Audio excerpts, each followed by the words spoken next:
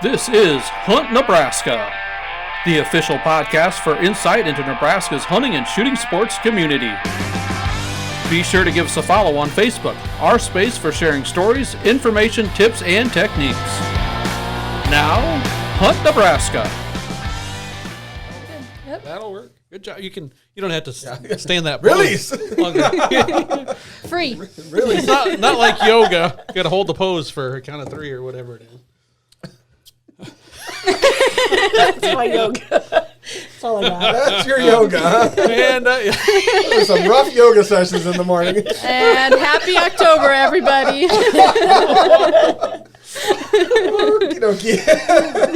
I might attend that yoga class if we end up in poses like that. After I get beat up in the morning by Chanel because I didn't feed her last night. I'm sure we all understand yoga. More of an expression than a form. So, Yeah. oh my goodness, that's one heck of a way to kick off the Hunt Nebraska podcast. We appreciate you tuning us in and bringing us wherever you might be, in your office, your home, your car, your truck, your duck blind, whatever it might be right now. Thanks for making us part of your day, and give us a like, subscribe, so we can get this out to more folks and enjoy the great outdoors. Real quick, Jeff, Kayla, and from She Goes Outdoor, one Julia Plugi. Thanks for being there. And just me, just Hershey. We are in October, finally. Does it feel like it took a while to get here? It feels like it took quite a few months to get here. Almost like, 9 months to get here. Very weird. slow. It has been. But we've done some of the October stuff already. Last weekend we were at beautiful Ponca State Park. All 4 of us were instructing, and Julia and Kayla, you guys did a lot for coordinating. Jeff, you were part of it as well, obviously.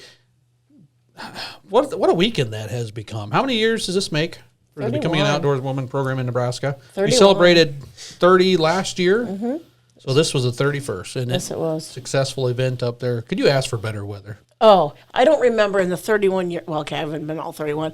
In all my 31 years, I haven't remembered in all 15 I think I've been at, 14, 13 of them. This is probably was the best weather ever. Oh, it was great. Yes. A little chilly in the morning. I didn't even think it was chilly. Just enough to keep the bugs away. Yes. That helped. The bees kept the That bees helped. away. But it was cool enough to where you could wear long sleeves and jeans if you wanted to, or short sleeve and shorts in the morning. Kind of warmed up a little bit, but it didn't really get hot. No. I'd And the say. leaves were covering the ground, and the trees are turning, and it was beautiful. It was nice. Now, you'll think back, and none of us have been involved with all 31 years of it. Oh, I've but been Julie involved has. with, I guess almost half of it. Jeff, how many years have you been involved with it? 23. 23, and Julie, you're 23. probably about half. I think your first year was my first year. Okay. All right. And how many have you been involved with now, Kayla? A grand 2. 2. Both 2. of them. Solid, though. Solid. Solid. Both locations. Yes. Two different locations. That's right. Started at Halsey. There at the beautiful of- State moment 4-H of silence. camp at the Bessie unit there near Halsey, Nebraska. That's right. Our thoughts and prayers go out to the folks Yes. out there. They're still battling as we speak of that. That fire is taking its toll on the 4-H camp and the lands around Oh, there. so many memories. I mean, talking over the last couple of days, I've been talking to a number of people who've just reached out to me that have been a part of that. Yeah, and it's just reminiscing constantly. Just so many memories. POW got started there. Yes. Right? Yep. Here in the state of Nebraska. Yep. And it went there until, what year did we move out of there? As far as We've been out of there, BOW? 7 years already? Because I think it went to Ponca first, Yep. And then Fort Robb. and that's where we've kind of bounced back and forth between, with a pandemic in the middle of it. So it wasn't all that long ago that we moved out, but just the memories and the experiences had there. I mean, it's like no other place in the world. Largest hand-planted forest on the planet, in the middle of the largest grass-stabilized sand dune environment or ecosystem on the planet. Makes for a unique experience. I'll always miss Halsey. So It's a tough one to lose. it is, and as we record this, folks, I believe a little over half of that Bovie fires, they're calling it, is contained. So our thoughts and prayers, like I said, are going out to those still impacted by that. It'll be one that's felt for some time, the way it rolled through there, and some of the pictures we've seen from those areas we'll see what happens. I think the toughest wonderful time. the toughest image I've seen was the lodge itself. We've got a ton of memories. There's 3 people in here that have a ton of memories in that lodge itself, and myself, a ton of memories there. And the only thing left standing was a plate from the outside wall, and then it looks like it was part of a buried fireplace that was in that front wall. Just absolutely gone. Just gone. Yeah. Just gone. gone. The trees, gone. The lodge, gone. It's just, that's a tough one. It That's a is. tough one. A lot of It good times. is. But we move forward, and we'll see what transpires. Nature has a way of bringing things back around, Yep. so we'll see what happens. We're pretty resilient here in the state of Nebraska, growing up on the plains and in the prairies. So we go forward. But awful fun time this weekend at Ponca State Park. I do remember one of the biggest things I remember being cold at Halsey for BOW. I remember being hot and getting sunburned. But the one I'll remember the most is when we had those bugs. The year of the bugs. Oh, the they were like stink bugs. stink bugs. Yeah, and they stunk. Now, I don't ever recall seeing any of those style of stink bugs here on the eastern side of the state, Kayla, until we came after we brought them back from the sandhills. I think we were part of that invasion. Because our trucks were full of them. I can tell you that right now. Well, we opened shotgun trailers and outdoor skills trailers, and they were loaded with the bugs we had at Halsey. Yeah. And they had this, I don't know, I can't even describe the smell. It just stunk. They were bad. And it was the kind of smell that stayed with you for a while. Even after you left the smell, it stayed with you for a while. It was a weird bad. Yeah. And they weren't, I'm used to some small stink bugs. Those boogers were big. Yeah. And they loved the front side of that lodge there at the 4-H And they state have camp. no and just respect covered. for personal space whatsoever. Well, they're just trying to be friendly. Yeah, well, they were friendly, all right. So, we saw some of those in our vehicles and our trailers for weeks to come after that. And then the following year, probably the following 2 years, you'd see them around headquarters, especially those types of stink bugs. So I'm sure it was a good thing that we did. I really do. So what's one of your most memorable experiences in a BOW? We'll just toss that out there. Since we've all been, it's pretty easy. You get 2 years to choose from, an experience to choose from. It's going to be really tough for Jeff and Julia because they've been involved with so many different experiences. So Kayla, go first.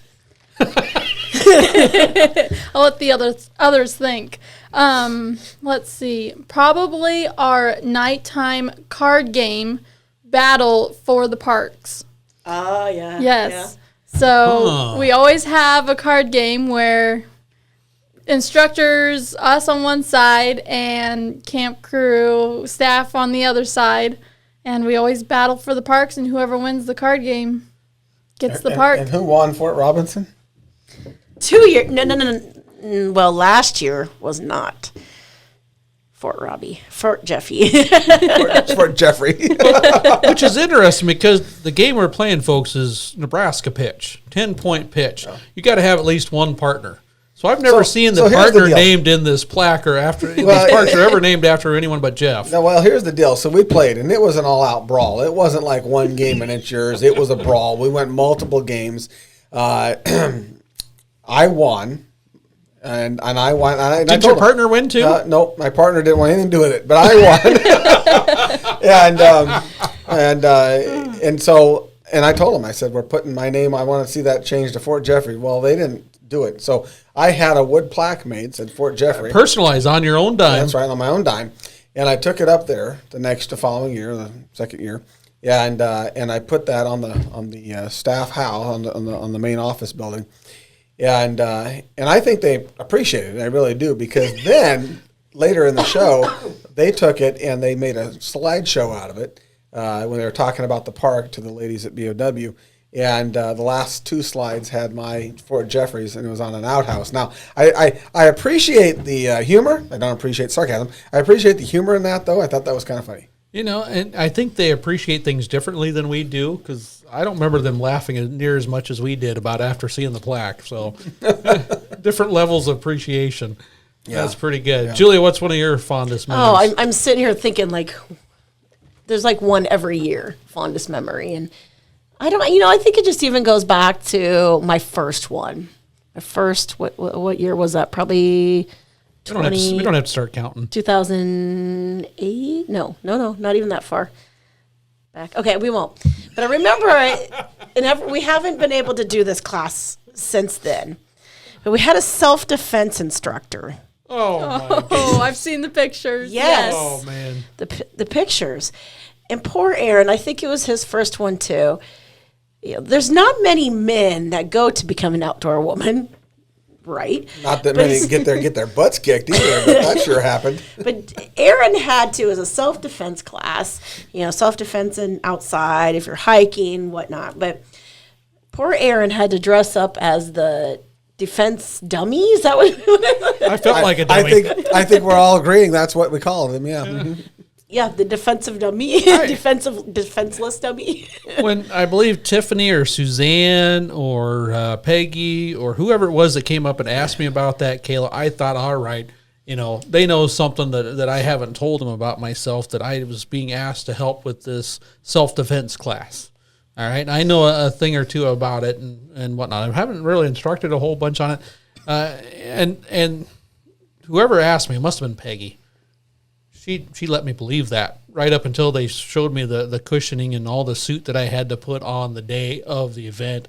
And I found out I wasn't giving any presentation. All the handouts that I had were going off to the side. I was there just for one thing and one thing only. And that's to be the center of, of the punches and some of the built up issues that a few folks worked out. Yeah. I mean, some great. of our sweetest, most innocent individuals Pink ladies. Came in and, Remember the kicked pink my ladies? butt. Yep, the pink Oh, ladies. yeah, I remember. Mm-hmm. Yep. Lived near at least one of them. So And there in Seward County. That's a Halsey memory, correct? The pink ladies is a Halsey memory. Yes. Earl Hershey getting his butt And- kicked. oh, is a yes. Halsey memory. Yeah. Halsey was a, yeah. And for some reason, Doug Carroll happened to be in that spot, ready to go to take pictures. It's going to be a picture that comes out at retirement. Yeah. Maybe sooner. I'm Yes. not sure I Yes. ever thought of BOW the same after that session No, either. I mean, my goodness. Oh, boy. So There was that was a the good one. ringing of the pheasants. I mean, that was good fun, good time. I would never forget. Oh, that was a favorite of mine. It's a personal favorite. That's when we kind of figured out what kind of moxie we were dealing with old Julia. Yeah, we didn't mess with her anymore. No. Oh, my goodness. We had all these pheasants that we had had brought out to BOW for a pheasant cleaning program, game cleaning program. And Hershey and I had to run to something else, and our program starts like in an hour. And we went around the corner because we were told, Julie Geiser brought them, said your pheasants are around the corner. Ray Deer King. Ray Deer King. And we brought went them around on a the broken corner, bow. and there they are, all staring at us. Out of this, Blinking. They're not just staring, they're blinking too. And I looked at Hershey, and I'm like going, we got a lot of pheasants to to get ready for pheasant cleaning. And we said, Julia, can you help us out here? And Julia, because we were in a hurry, we were really behind, and Julia's like, gotcha. And we came back. Those pheasants were all ready. They were ready for the game cleaning session. They were. And I come up with a whole new use for that bar on the back of a tailgate. That Still slams have that down, truck. slams down, comes back up, and you use it to get into your tailgate. I'm impressed. Wasn't with it? the- I mean, you the kind of use. did a double take when you looked at the back of that truck, right? I mean, there were feathers everywhere. Yeah, it I mean, was, for the next month. It left no question. on Still feathers how they met flying their out. demise and where they met their demise. But anyway, 20 birds ready for cleaning. I was impressed. That was one of my memories. Is when we first got our aerial archery machine. In the The dark. thing that looks like a great big blue rock thrower, throwing those big foam discs you shoot out of the air. We had just gotten it. We had drug it all the way up there to Halsey. We set it up in the parking lot. And when you're planning it in the middle of summer and you're talking about doing activities around 7, 8 o'clock at night, you're all right, this is going to work makes out a lot great. of sense, doesn't What it? we didn't take into account was we didn't do it till October. And by the time we get there, it's dark. It is super dark. And the other thing we realized when we got there is, if I remember correctly, we didn't have a car battery to run. We loaded up all the arrows, especially Well, we had special bows. plenty special, of car batteries. They were just we didn't all in have use. we didn't have a designated. So we had to get 2 or 3 trucks lined up there with headlights on. Yep. And we had to hook the machine, I think, up to one. That happened to be the old chicken truck that we still have currently. And we started throwing on because it was dark. I mean, and it was pretty cool though, because you could see those little foam discs The popping pine trees trees in the background. that It was orangish perfect. reddish thing, and Yep. it was fun, highlighted, a lot of giggles, a lot of excitement, a lot of missed shots, some just triumphal shouts when they did connect with them. And then I remember asking the question, how long can we run this machine on a truck battery? How long, and more specifically, how long can we run this on my truck battery? Oh, don't worry about it, I was told. And a couple hours in, all of a sudden, I think one of the truck lights just shut off. This is probably about time to quit. Yeah. This is probably about time to quit. And they weren't ready. No, no, it was fun. I just remember trying to have, it was a hard time the next day figuring out which vehicle to use to jumpstart mine, because we found out that it can throw for about an hour and a half, but it only should do it for about 30 minutes. Oh. My battery was DED dead. I mean, it was something else. And I remember having so much fun and thinking, oh, this is going to be good. And it was almost. Oh, the gals learned a almost. ton. They loved it. It was Almost. archery range extraordinaire. Yeah, it just wasn't sustainable. No, it wasn't. I Throughout think the night. I'm not too uncertain. First vehicle that would happen to be side by side, because we just left them parked there, and we went on to play cards or eat cookies and drink milk or what have you afterwards. We just kind of left them side by side. But I remember the next vehicle beside me that was easiest to reach my chicken truck with the jumper cables was also dead, so we had to bring in a different one. So. That just kind of the excitement. All right, Jeff, you've been involved with this more than any of the three of us, so there's got to be some good memories, some teepee burning, some Kaibo moving. I mean, there's a few out there we've heard stories Catcalling. of. There's so many memories at Halsey, and my favorite memories for the program at Halsey. Yeah, and there was times where you went out, you kind of went all out for the agency. You made sure that the activities were fun, for the agency. So you put yourself on the line, and that doesn't matter if it involves wearing a dress. Doesn't matter what it involves. You do it, right? You do it for the program. So there were some skits that I hope there's no footage of, but there were some skits that we did over the years that were a ton of fun. There were some programs with certain people that we had a lot of fun with. Some of my favorite memories were with Dick Turpin. And Dick Turpin, he didn't start right away when I started doing it. He came back to it, after retirement, and we had several good years of going out there and doing BOW, and the gals loved him. Of course, everybody loved him. Moving an outhouse, anything you'd do with Dick Turpin was always going to turn out to be an adventure. Moving an outhouse one time turned out to be just that. We had a lot of fun. Just, his interaction with the gals we had some really fun campfires where we had a big campfire and all the gals sitting around the campfire telling stories, and that's where I first heard the vasectomy story. Was at BOW. The infamous Dick Turpin vasectomy story. Vasectomy story. And so there were those things. There were some coyote hunts at BOW that I thought were really fun. Some dove hunts that we did that were a blast. No pun. There was no blast. No pun intended. No blast. There was a blast. Oh. But no, just a ton of fun there. A lot of good memories. You bring up Dick Turpin, and I know that you're kind of in the same vein. We're always looking for new ideas and sessions for becoming an outdoors woman, and obviously the whole idea is to expose adults to opportunities that they might not have had otherwise, might not be aware that they can take part of here in the great state of Nebraska.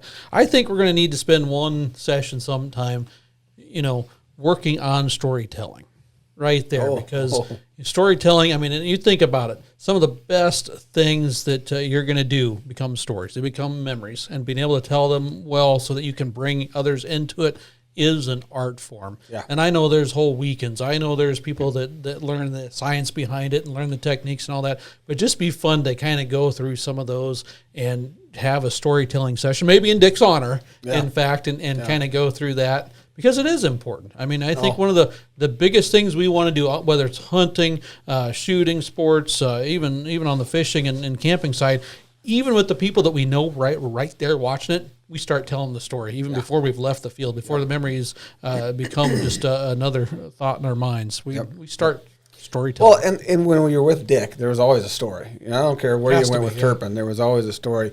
The outhouse one always sticks with me because it's my favorite story with Dick, because it just kind of personifies who he was.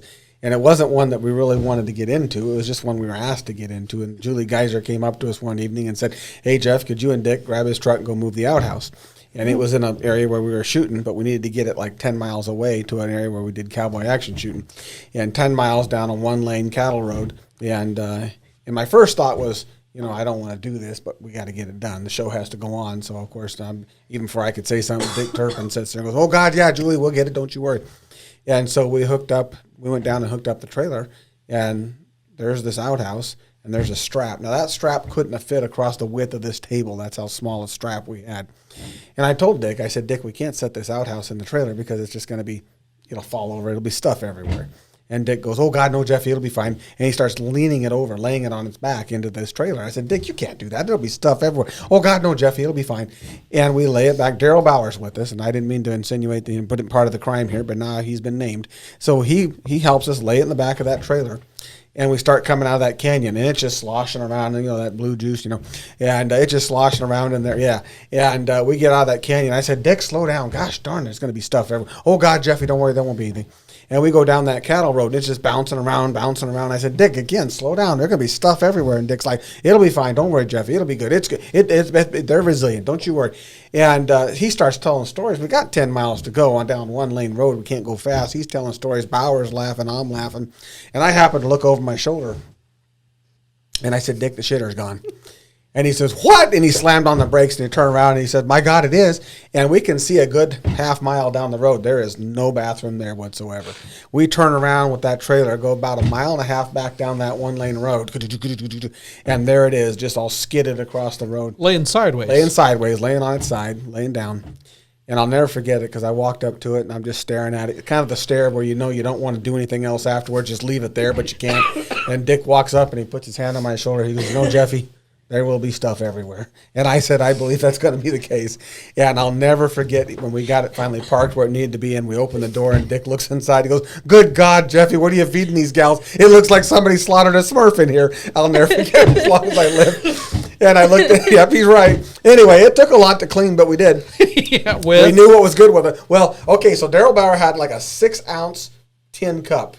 And Dick Turpin had a big water jug. So we went all the way down to the horse corrals, which was another 7 or 8 miles, filled that water jug up, came back. Bauer was the only smart one. He stations himself right by the truck, turning the spigot on, filling up the cup, hands it to me. I'd relay it about another 15, 20 feet to Dick. Dick would open the door and throw it. It took us hours to clean it, doing that little 6-ounce tin cup. But we did. It was dark. When we were done, we were all kind of hoping we did a pretty good job. And it turns out we did. But it was one of those deals. Made it. Yeah. And you kind of jogged another memory for me. Setup with some of the staff is always kind of a fun memory as well. You brought up pheasants. There was the time that you and I were going to do the intro to pheasant hunting, and we were going to take them on a mock pheasant hunt. Yeah, folks. well, here's an idea. Know how to put the pheasants out. and we figured it out. But we didn't at first. No, we didn't at first. This time we wanted the birds live, and we got them live. They were all roosters. And we borrowed a couple. I don't think we ever told the camp. We borrowed a couple of pillowcases, yeah, just to dizzy up the birds. So we get to our first spot, and like, all right, this is where we're gonna do it. We didn't want to dizzy them up too much because we want them to move a little bit so the dogs could have some scent, because we both brought our dogs to do this mock pheasant hunt. But we put the first one down, and right away it took off flying. I don't think it ever stopped. It just kept going. Just dizzying it up, reaches in there, stuff. And so we started getting a little bit more aggressive with the pillow spin. And I think we probably released and lost the first 6 or 7. We were getting worried that there's not going to be much of a mock hunt unless we go to that hill over there where all the birds are flying. But then we decided, all right, we're not only going to dizzy them up, we're going to make sure we tuck the head nice and do the whole leg pull and all that type and set it down. And I'll never forget, it's emblazoned in my mind, Julia. We get this bird, and Jeff is just flinging around, does the head tuck, the leg pull, sets it down, turns around and gives me this big Jeff Ronson smile and thumbs up. Woo! We did it! Behind me. And I'm right behind him. It's heading away. And I'm just, the feeling I had, like, I don't have to see it. I know what happened. And I figured out these birds can't be dizzied. No. They rode all the way out to Halsey. They can't be dizzied anymore. We did get one dizzied too much. I'll put it that way, because your old short hair, I think, pointed it first. Jake was his name. Old Jake. My little French Brittany kind of got there to the side as well and pointed a little bit, and then you couldn't convince him. I think Jake stepped on him because we couldn't get the bird to come away. We're kicking, we're trying to do stuff, and I think he finally just grabbed it up and brought it back, and that bird's head then popped out from underneath its wing and was like, whoa, wait a sec. But that was the most interesting. I was waiting for the evaluations to come back on that one, Julia. And it's kind of like that duck swimming on the pond. You just don't see how much paddling's going on ahead to set it up and all that type. They enjoyed the snot out of it. They did. It worked out really well. I can't remember if we had like 18 or 24 roosters that we released, but we found, I think, three that worked. Yeah. We liberated a lot more. Yeah. Oh, yeah. Than A true hunt, right? Well, not too far off, really, but No, it wasn't. Though I will say, you brought up another one, Jeff, and you're talking about some of the skits afterward, and ladies, you weren't here for when he said that when we were talking about the fires earlier. Once we heard about it, coming back from this year's Becoming Outdoors Women program from Ponca State Park, and we heard about the fires. Jeff made a comment I never even thought of during that time.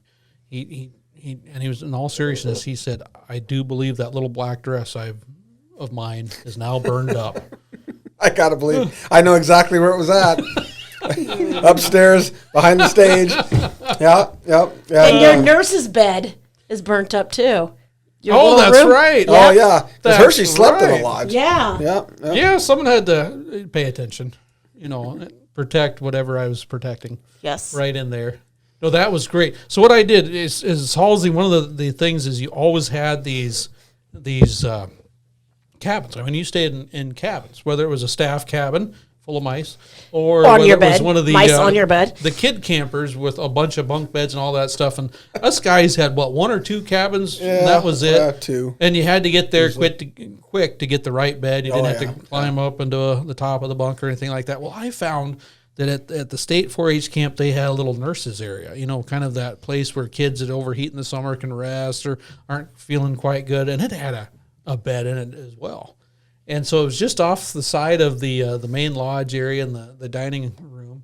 And boy, I didn't have any competition with that. Snoring competition? all. Is that what you mean? Oh, just nobody, I think, really, found it very often.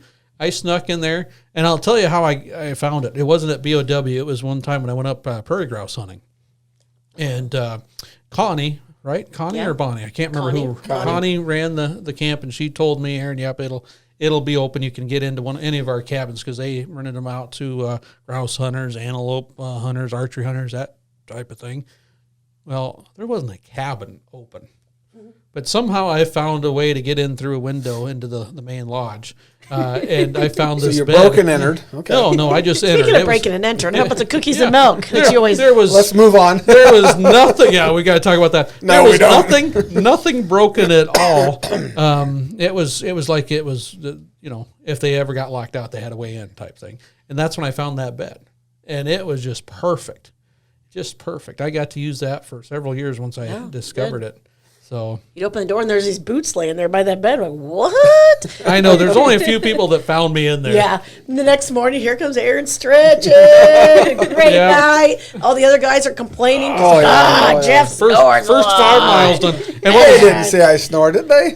one of the nice things about that, Kayla, was after a full summer of kids camps out there in the sand hills, some of those beds had a lot of sand. I had sand boxes with less sand in them than some of those beds. When This Kyla one came- wasn't that way. Yeah, when Kyla came home from camp, because he went to Halsey, I'm so happy he got to experience it before the fire. But you should, I literally tapped one side of his head, and you should have seen the sand just come pouring. And then with the other one, That might be a sign of a different issue. but literally, he got off the bus and his dirt. Oh, yeah, you just everything get was full of sand. Mud. No, it was mud from the mud Gaga pit. We did not get to experience the Gaga pit at Halsey for the ladies. No. That's sad. We're gonna have to get one at BOW. Definitely. I will miss, now you mention it, the magical window of fun. Yes, there was You a know- picture I just seen of that. Now that you speak I of did that, not see the picture, but apparently there's a picture going around. Jeff's it. going like this backwards. So let's Well- pretend this is the window. And he's trying to lift up the window. And it took me a little while, and I did figure out it was Jeff with the old antique flip phone. And it was Jeff. Probably was an old antique flip phone. It was. But yeah, there was a little kind of like a dumbwaiter type It's- window or something. Yeah, that- it's where you slid in where your you slid all trays your and dirty plates and dishes. stuff, dirty dishes. Yeah, and here's the deal: the cooks at Halsey were good cooks, and they always had a ton of food back there in the kitchen, but they would lock the door, and it was like, really? I mean, they had that little that door that you could slide up, and you could almost walk through it, not quite, but you had to crawl through it. And we learned how to jimmy that door up, and we get that door up and crawl across that door and off onto the other side, and then you go to open the door and let everybody in, and we'd eat cookies and milk and whatever you wanted. They always had cookies and milk there, and so then they decided, instead of us breaking into the kitchen always and having to do that, they were just going to make us cookies, and they always had the milk machine. And they were just going to make us cookies at night. So they started just making us cookies so we didn't have to break into the kitchen. It was cheaper. It was, but we still broke in because we always wondered what other kind of cookies are back there, right? And it might just be chocolate chip or peanut butter that they made us. So we always wanted to go check for more cookies. So yeah, we break Magical in. window of fun. Yeah, That was yeah. pretty cool. Good memories. Hunt Nebraska, brought to you by your Nebraska Game and Parks Commission.